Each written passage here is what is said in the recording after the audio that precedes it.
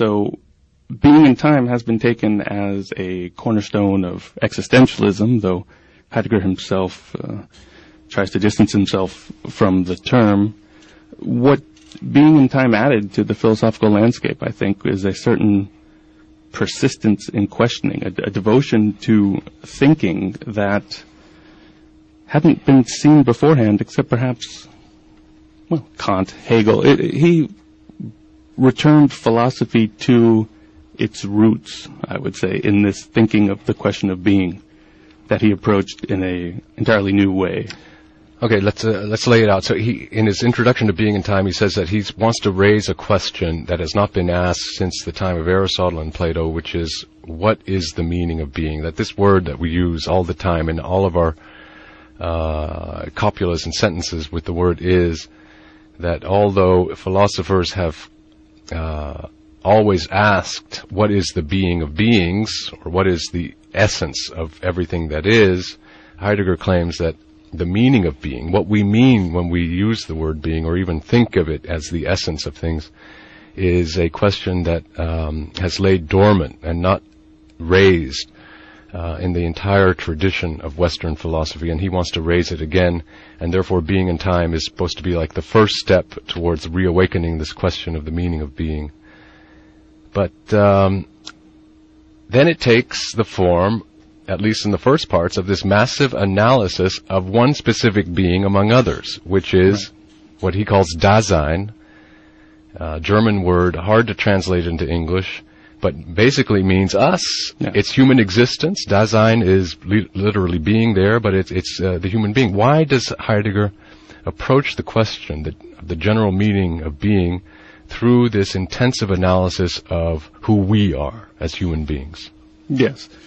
One thing I want to say, preparatory to answering that question, is that Being in Time itself is an incomplete work.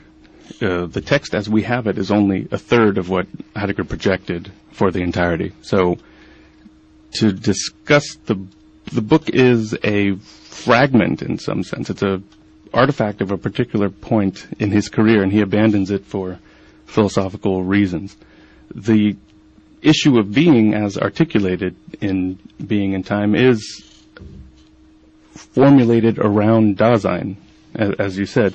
And this is because being for him is nothing abstract, nothing general, but always something concrete, we could say. It takes place here. It's for Dasein. It has, if there's a meaning to being, that meaning is in relation to Dasein, in relation to our existence.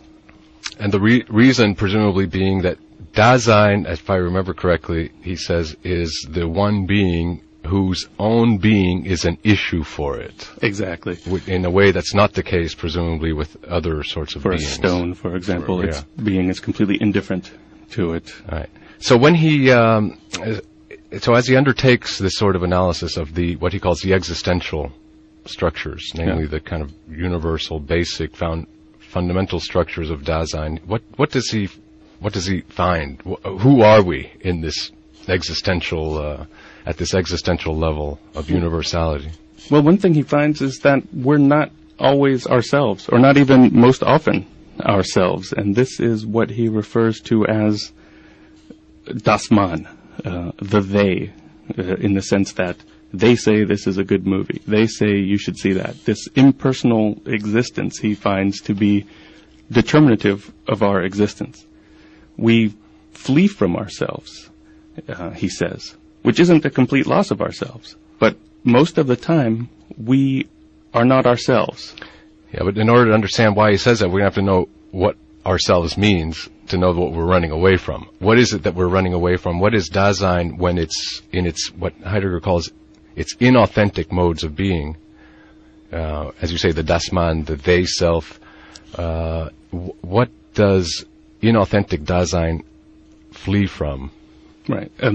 Before answering that, I just want to add that it shouldn't be taken as a moral evaluation. No, I understand. Inauthentic doesn't mean inferior in any way. I know. Heideggerians are very fond of the first thing. Every time you talk about authenticity or inauthenticity, Heideggerians just have to always come down on your head saying these are not moral categories. These are ontological categories.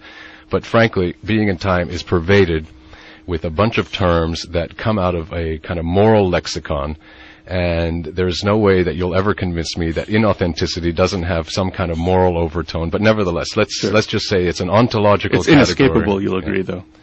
Yes, but in any case, right. So inauthenticity would be, simply put, understanding yourself on the basis of objects, thinking of yourself as a thing. In a sense, you could say, if you believe your life to be completely determined, you're treating yourself as a thing.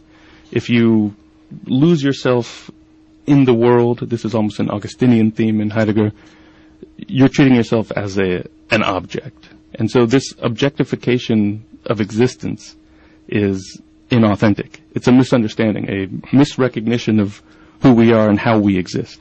Again, but the question is, who are we?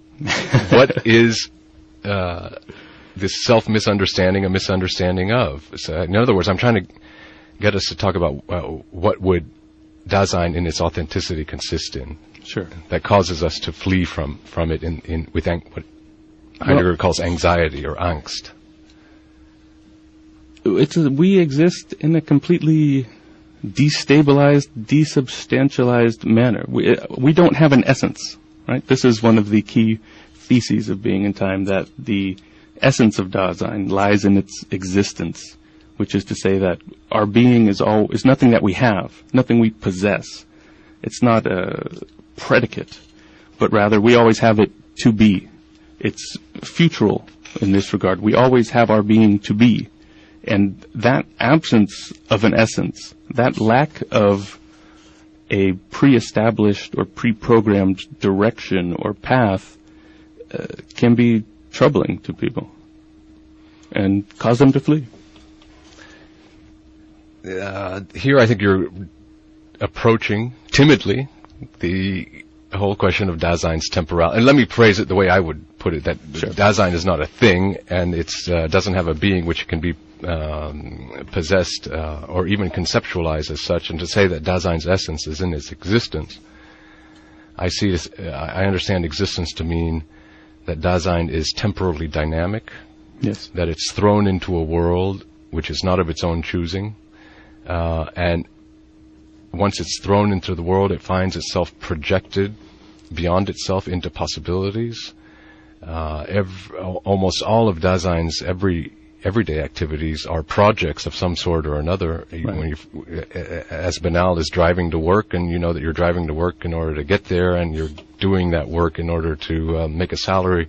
You're making your salary so that your kids can get an education, and in the final analysis, Dasein is always finding itself projected beyond itself temporally in its existence. So there right. is this whole realm of possibilities that we're projected into. And this is a key point, that Heidegger's notion of the self in being and time shatters the traditional metaphysical notion of an encapsulated subject. This self is already temporally ecstatic, temporally outside of itself, and this outside of itself is its entry into the world, that Dasein exists essentially, if we can use that term, in a world. Right? Right. Let's talk about that.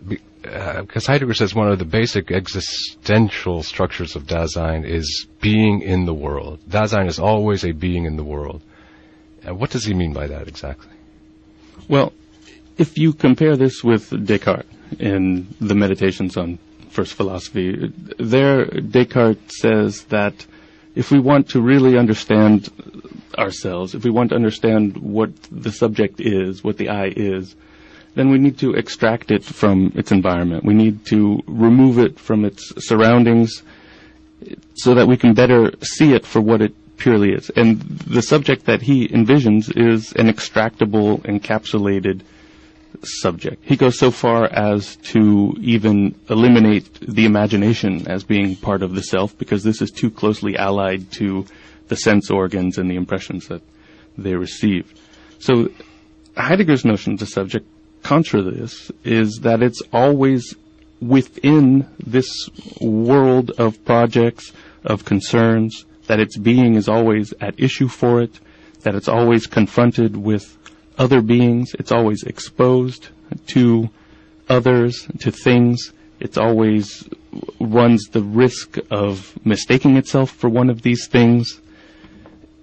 It's embedded, in other words. It's embedded in its body, in its projects, in its environment, and ultimately on the earth. Yeah. And this is why mood is so important in Being in Time, because mood is something that philosophy as a whole has overlooked. And in Being in Time, Heidegger gives great pride of place to mood.